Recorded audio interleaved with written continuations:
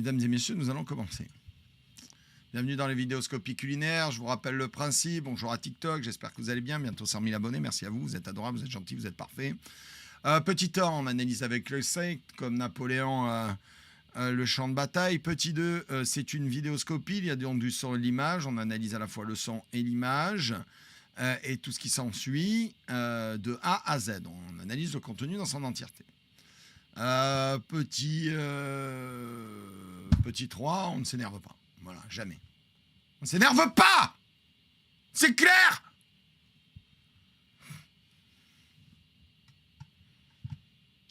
Putain, Valentino nous a sorti un gros. Valentino, tu casses mon début. Article P1F, G4D, G3T, s'il est établi que vous avez consenti et ou participé à l'élaboration du Trello / organigramme / torche cul du lieutenant, votre consentement / participation pourra et sera utilisé comme preuve de votre stupidité et incapacité à l'amusement dans le cadre d'un hypothétique jugement.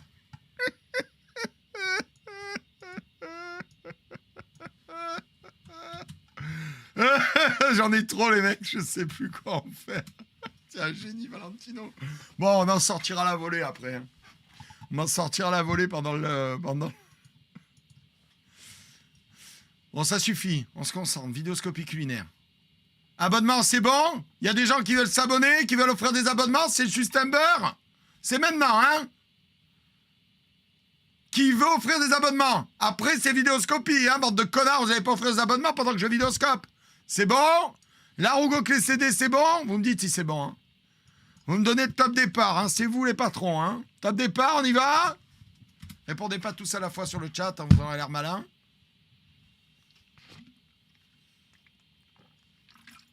Allez, top à la vachette. Je recommence mon début élogieux. Mesdames et messieurs, bienvenue dans une nouvelle vidéoscopie culinaire. Je suis Bob Le Gob, dit Qu'est-ce que Kick, la star de TikTok. Bientôt 100 000 abonnés. Merci à toi, TikTok. Les règles des vidéoscopies sont les suivantes. Nous analysons l'ensemble du contenu. Quintuplet buccal. Nous analysons l'ensemble du contenu proposé. Son, image, montage, compétences gastronomico-culinaires. Avec l'œil sec, tel Napoléon le champ de bataille. Par ailleurs, nous évoquerons également le fait que nous ne nous énervons pas. Jamais. Est-ce que c'est clair? Est-ce que c'est clair que je ne m'énerve jamais? La conne de ta mère! Même si des choses nous agacent. Voilà. Jamais! Commençons maintenant. Du calme. Voici une magnifique planche à découper, construite comme un bio de bois, c'est-à-dire, au lieu d'être collées longitudinalement, elles sont collées à la verticale, ce qui rend le bois beaucoup plus résistant à la coupe du couteau. Et si on est dans du bois dense, ça dure une vie. Voilà, c'est du bel ouvrage. Voilà, alors ça commence, hein, 1 minute... Première seconde, qu'est-ce que je vois? Première seconde, qu'est-ce que je vois?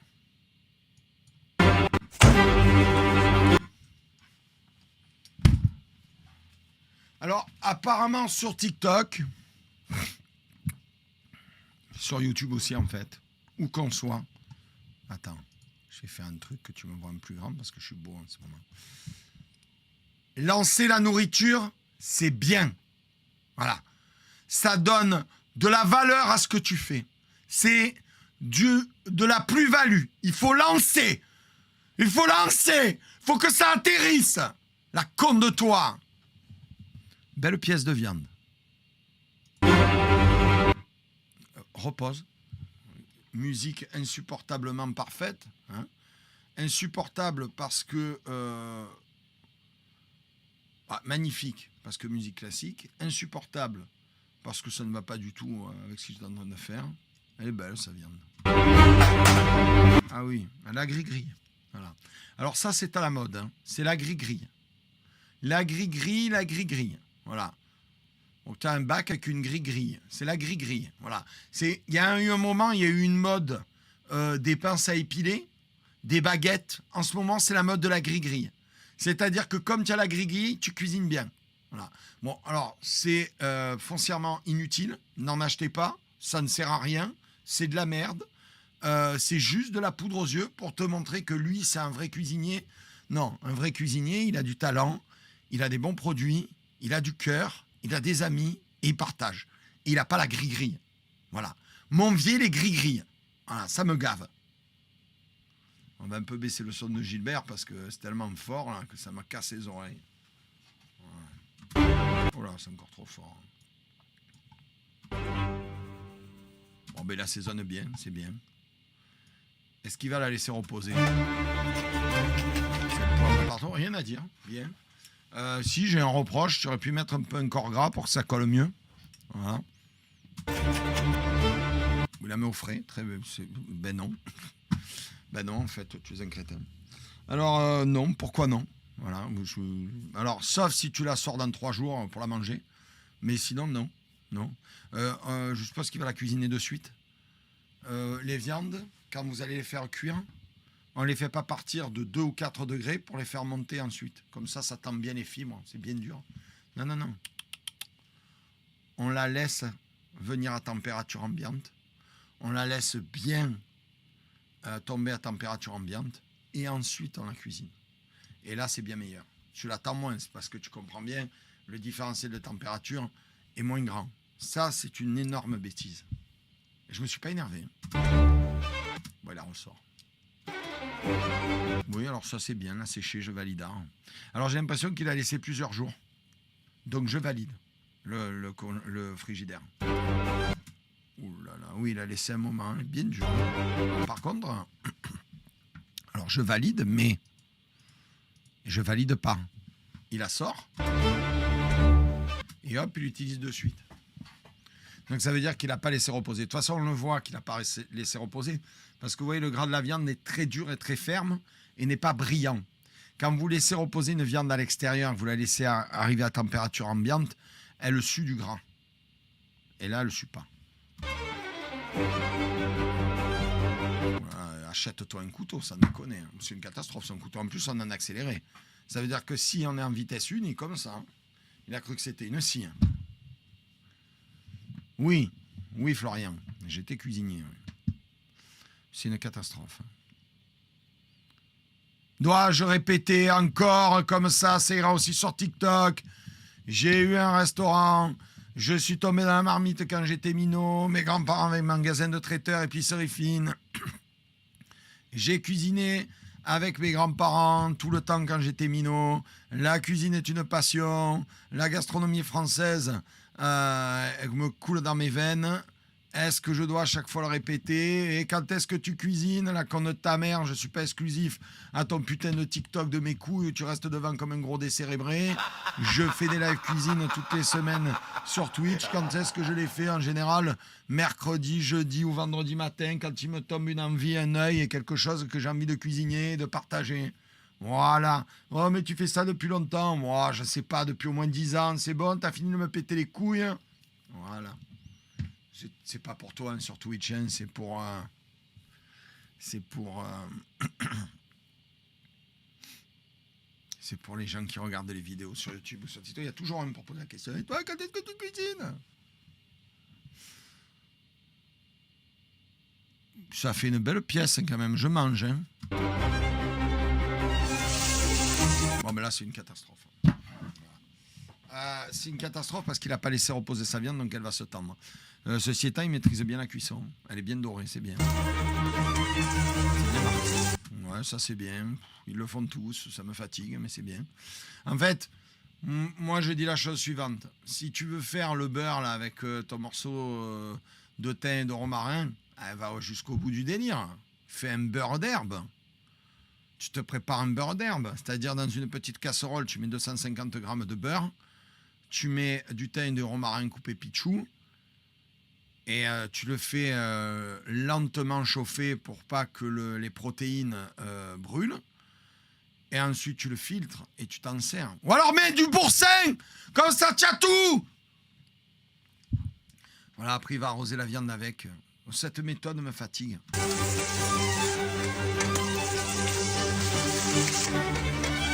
J'espère qu'il va pas jeter son beurre, par contre, hein, parce que sinon ça va m'énerver. Parce qu'il y a du goût, là. Hein. La gris-grille. La gris-grille. Voilà, il met au four. Ça me tend, les gens qui font ça, ça me tend tellement. Oh là là, ça me tend. Bon alors il la met au four pour qu'elle soit chaude à cœur, ça se fait. Voilà. Moi ça me fait chier, je le fais pas. Non, et t'as pas besoin de faire ça une fois encore quand ta viande tu l'as mis à température ambiante et puis la viande, comme ça, une pièce de viande comme ça, là il va obtenir une cuisson rosée. Saignant rosé, je dirais, au vu de ce qu'il a fait. Moi, pour moi, ça se mange bleu saignant. Donc, je suis pas d'accord avec ce qu'il a fait. Puis 180 degrés, 15 minutes. 15 minutes à 180 degrés, ça fait beaucoup. Hein. Ça fait beaucoup. Hein. Courage à toi. Hein. Courage à toi avec ton pavé. Hein. Voilà, catastrophe. Ah bah, calme-toi. Alors ça aussi. Moi, je suis totalement à l'opposé de ça. Je vous traduis ce que je vois. Hein? Regardez comment je suis rapide avec mon couteau. Ça veut dire que je cuisine bien, que je suis un tueur. Vous regarderez Philippe Chevet sur ses vidéos s'il y va vite comme ça. Ça, vous savez ce que ça veut dire? C'est moi je suis con. Moi je suis trop fort avec un couteau. Ça veut dire que je suis un bon cuisinier. Je fais bien la nourriture. Je suis trop fort. Je suis trop fort. Je suis un gastronome. Regarde comment je suis rapide. C'est pas parce que tu manies un sabre comme un samouraï ninja Pisaka ou un couteau comme un putain de je sais pas quoi de décérébré pris à la coco qui a plus de secteur neuronal qui fonctionne que tu es un bon cuisinier. Ça me fatigue. Moi je le fais plus. C'est-à-dire pendant mes live cuisine je le fais plus, ça me gonfle. Voilà. Je coupe doucement. Juste pour aller bien à l'opposé. Parce que la cuisine, c'est du plaisir. Que je sache, t'es pressé. Tu fais une vidéo. Prends ton temps. Alors, je te dis pas les couper à 2 à l'heure. T'es pas un escargot, mais tu es obligé de... Non, parce que si tu veux aller très vite, il y a un truc pour aller encore plus vite. Tu mets un coup de mixeur. Comme ça, le problème, il est réglé. Mon vieux. Ouais, les invités, ils arrivent dans 5 minutes. Voilà, c'est ça. Non, prenez votre temps pour couper. Je vous dis pas de couper en 2 secondes, mais prenez votre temps tranquillement. Prenez du plaisir dans ce que vous faites en cuisine. Quel plaisir il prend là. Ah, des girolles, elles sont belles. C'est une belle couleur.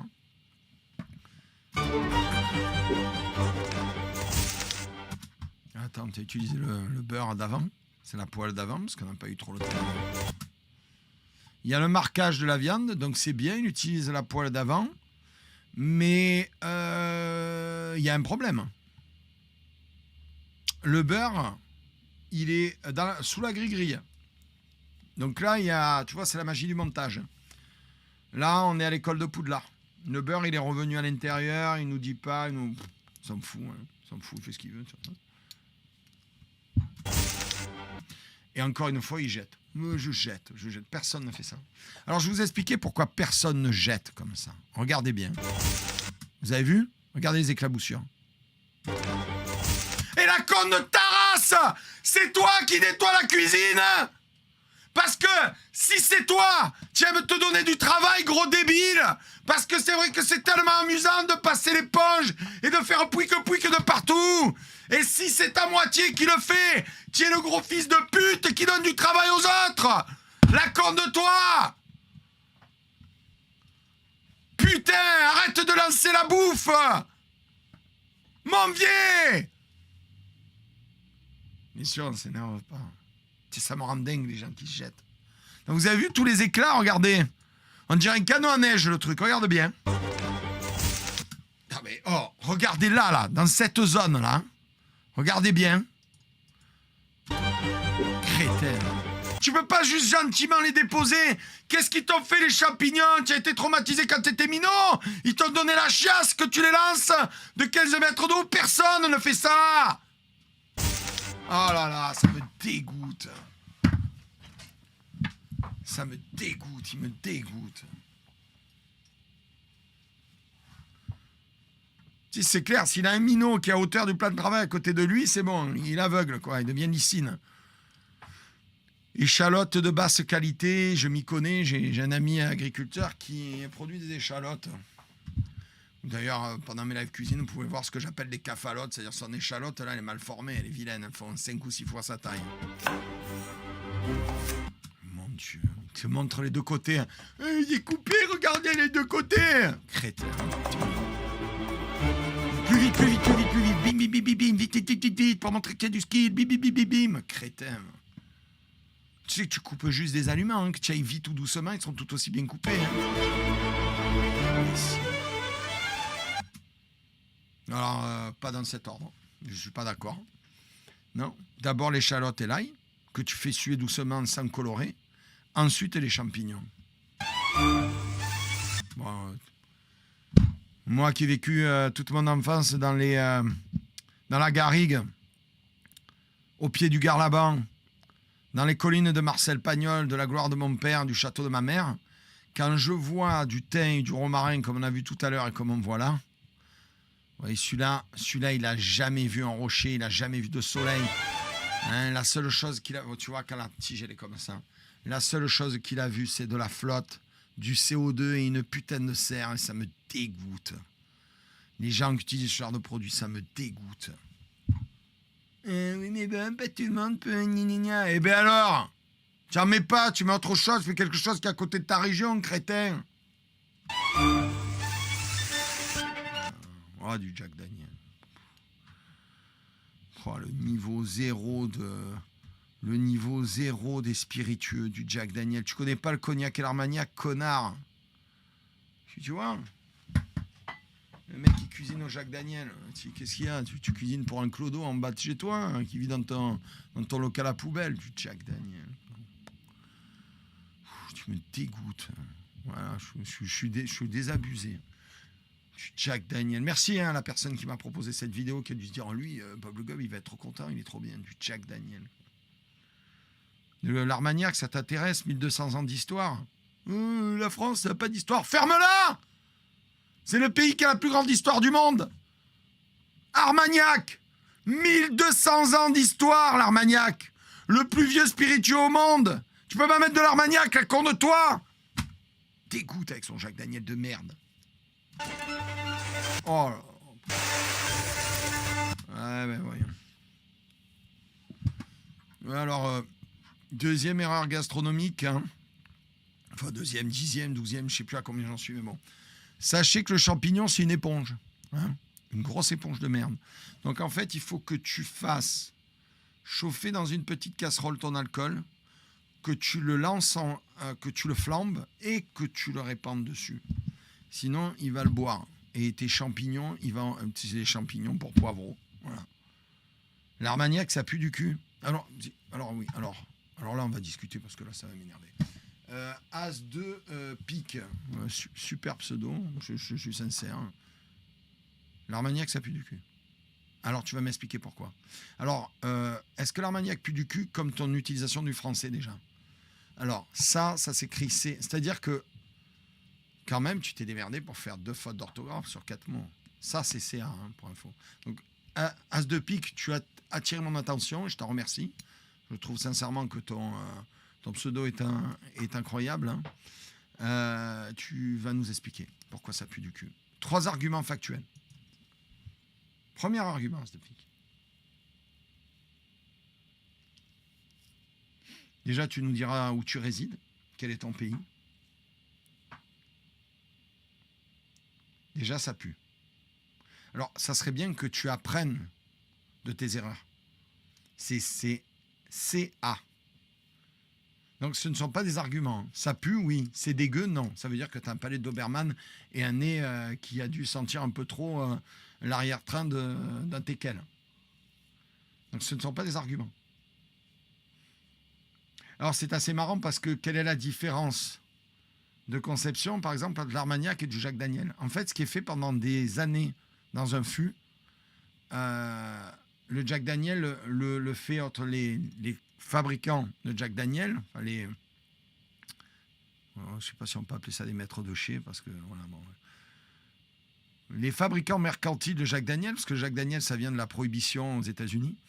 Ils se sont dit, il faut qu'on fasse des grosses quantités d'alcool pour s'en mettre plein les fouilles. Comment on fait?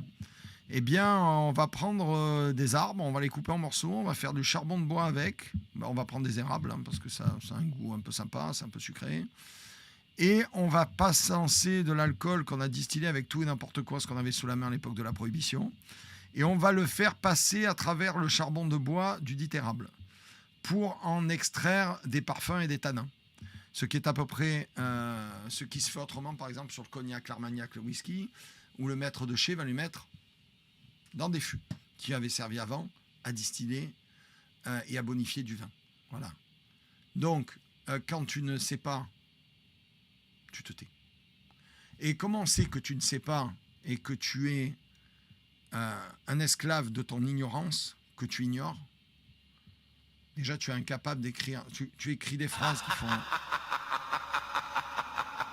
2 cm de long, avec 3 ou 4 mots au maximum, c'est ton record 4, hein, sur lesquels tu fais 2 fautes d'orthographe.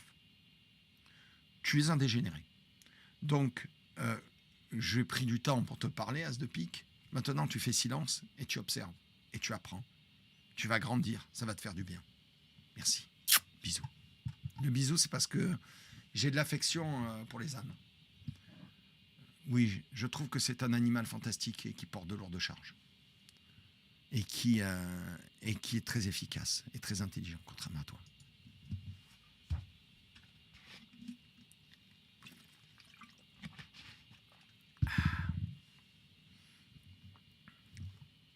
Armagnac, cognac. J'en ai un peu. Chartreuse. Bon, bref. Qu'est-ce que j'ai là? Qu'est-ce qu'il me reste? Oh, oh, oh.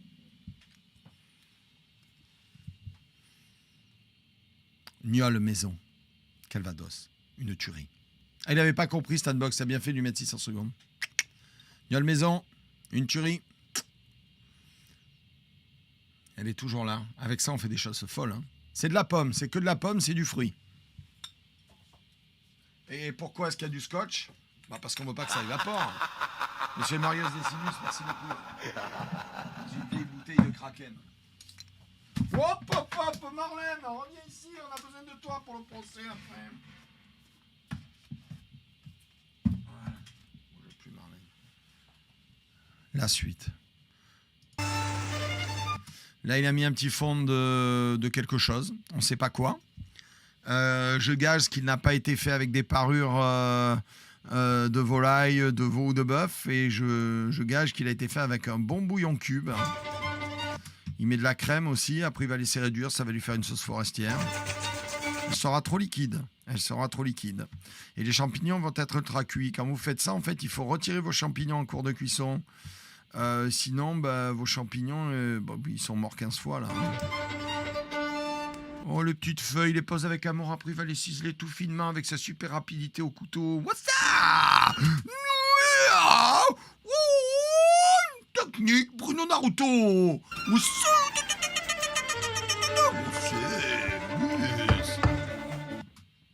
Ah, salut, t'es de retour? Bah, t'es froid, hein? Ah, c'est fabuleux. Il a laissé reposer, mais ce qui sait pas, c'est que tu la laisses reposer et après, tu lui remets un coup à la poêle, au barbecue, tu vois. Et oui, pour que ça s'accroustille chaud. C'est évident. J'avais dit quoi? Entre rosé à bien cuit. On va voir si je me suis trompé ou pas. Hein. Et ben voilà. Et ben voilà. Qui c'est qui a encore raison? C'est Bibi. C'est trop cuit. Massacre total. Rosé a bien cuit, on y est. Eh ouais. Mais non. Qu'est-ce qu'elle t'a fait, cette viande? Tu l'aimais pas, la vache? C'est une catastrophe. C'est une cuisson parfaite pour un magret de canard, par contre. Bravo. Très beau magret. 20 sur 20. Hein, quoi? C'était quoi? C'était du filet, du faux filet? Ah bah c'est raté alors, mon loulou. Ben oui. Voilà, ne faites pas ça. Hein. Voilà. Mais c'est raté. Bon, toujours, hein, bien sûr, hein, je sais que sur les vidéos, hein, parce que plus on devient connu plus en attire de couillon. Mais moi, j'aime bien la viande comme ça. Alors, si j'aime la viande comme ça, qui t'y est pour juger? Salut, c'est Bob Le Gob. Je te juge inapte à manger de la viande. Rejoins le clan des véganes. Va brouter du quinoa et de l'herbe. Hein. Tu vas faire 50 nuances de gazon. T'as qu'à te retrouver avec tes potes sur un putain de green de golf. Vous vous enfilerez des balles dans le cul et des clubs de golf en broutant le green. Hein. Voilà, ferme-la. Voilà. Quand on aime la viande, on la mange pas comme ça. Il n'y a que le magret qui se mange comme ça. Pour le reste, tu te tais. Allez, je t'accorde le veau aussi. Voilà. Mais le bœuf, non, ça se mange pas comme ça. Le bœuf, ça se marque. Tu le marques des 4 faces, bien marqué, et tu le manges entre bleu et saignant. Voilà. Sinon, tu es une salope, et les salopes n'ont pas session à table. Voilà. Mon vieux. Ah mais je le sais, parce que je vais y avoir droit à ces réactions de merde. Voilà. Tu vas voir sur le chat. Alors, tu vas voir sur la vidéo quand elle va sortir sur TikTok. D'ailleurs, j'exhorte tous les gens qui verront quelqu'un me mettre sur une remarque à le marquer. Chiale, salope. Voilà, mon vieux.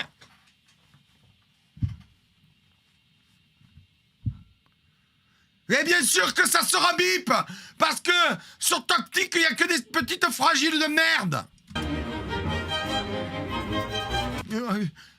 Moi, coupez vite la ciboulette. Bah, c'est raté. Alors, très belle présentation, beau mouvement de main, magnifique, tout est beau, la vidéo est belle, hein, mais bah, c'est raté. Mais c'est un bon raté, hein, c'est joli, c'est bien présenté, mais c'est raté. Il est beau ton magret, c'est un filet, c'est raté. C'est raté. Bon, mais bah, j'aime bien la musique, 1 sur 5, c'est bien. 1 sur 5, c'est bien. Et la musique est top. Dire que je me suis endimanché pour ça.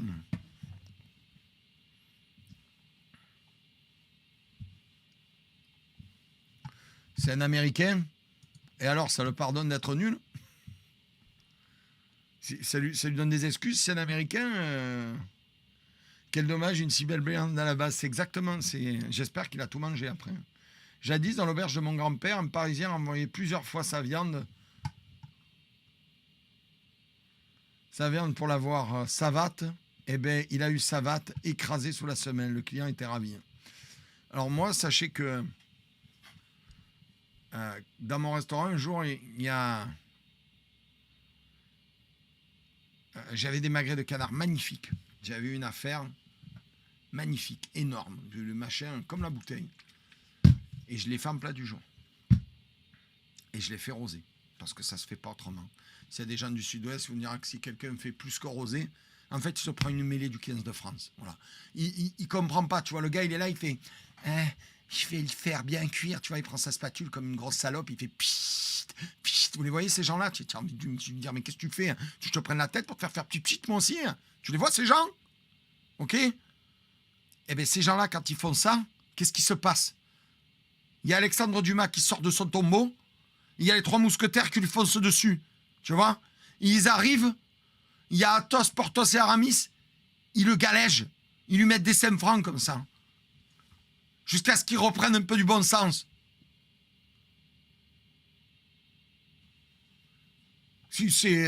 Ça existe des gens comme ça. Ça existe, hein. Vous inquiétez pas, ils auront bientôt fini de se reproduire. Le magret, c'est rosé, terminé.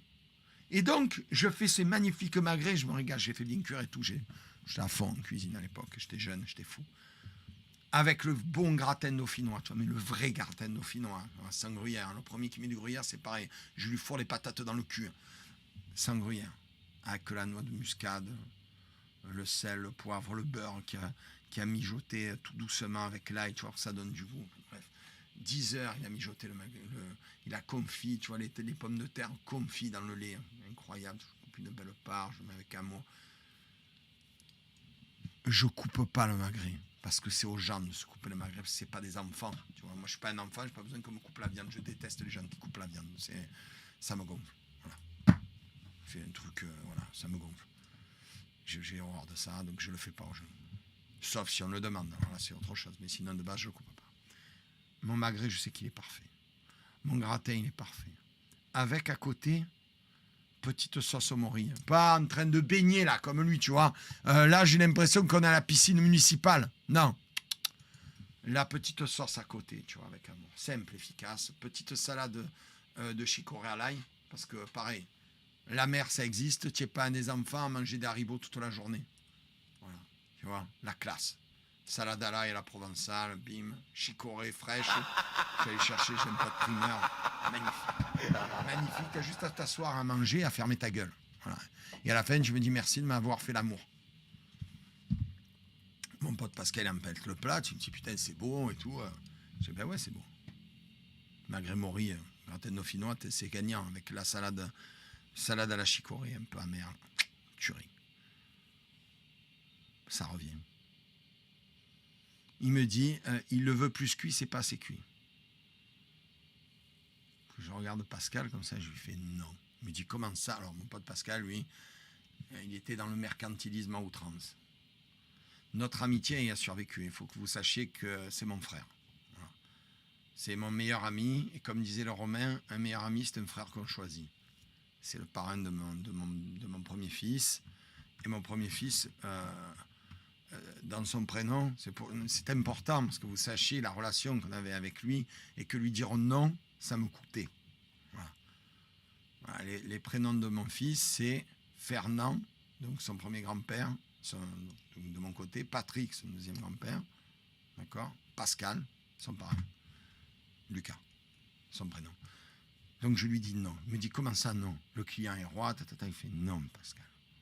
Le client n'est pas roi, le client ne mutile pas la gastronomie, le client a tort, le magret, c'est rosé. Enfin ça va, mais un petit coup et tout. Je mets un petit coup. Je prends sur moi, je mets un petit coup. Il me le ramène. J'ai fait, vas-y, passe-moi le chemin. J'ai dit, monsieur, le magret, ça se mange rosé. Il fait, non, mais moi, j'aime saignant, j'ai le droit, je paye. Je fais, non, vous avez droit qu'à une chose. Chez moi, c'est rosé. Ailleurs, ça existe peut-être, c'est bien, mais ça s'appelle du massacre. Chez moi, c'est rosé. Donc, si vous avez un palais de chacal, c'est votre problème. Chut, dégagez de mon restaurant. Hein, comment ça? Dégagez de mon restaurant. Tout vous est offert. Barrez-vous. Voilà. Prenez vos affaires, votre femme, chut, et vous barrez. Et je l'avais mis dehors. Mais alors, c'est assez amusant parce que du moment où je l'ai mis dehors, je l'ai mis dehors. Et il y avait d'autres clients. Il y en a un qui me dit, ça rigole pas. Je lui dis, j'ai raison ou pas? Il me dit, oui, vous avez raison. C'est courageux ce que vous faites. Et bien en fait, c'était un des gars qui tenait un des commerces, parce que la rue, c'était la rue Crillon, la rue des photocopieurs. Et ils se réunissaient pour s'organiser. Bon, je ne sais pas trop précisément ce qu'ils faisaient, une espèce d'association intercommerçable. Et du coup, du jour au lendemain, il y a tous les commerçants qui sont venus manger dans notre resto. Ce qui nous a permis de bien démarrer. Voilà. Et si vous voulez voir un cuisinier qui fait la même, vous regardez Cigalon. Ou vous lisez Cigalon de Marcel Pagnol. Ah, ça me dégoûte. Voilà. Donc, un petit coucou à tous les gens du Sud-Ouest. Et merci pour les magrets de canard. Hein. Continuez à élever les coins-coins. Bon, mais ça, c'est de la merde. Hein. Voilà.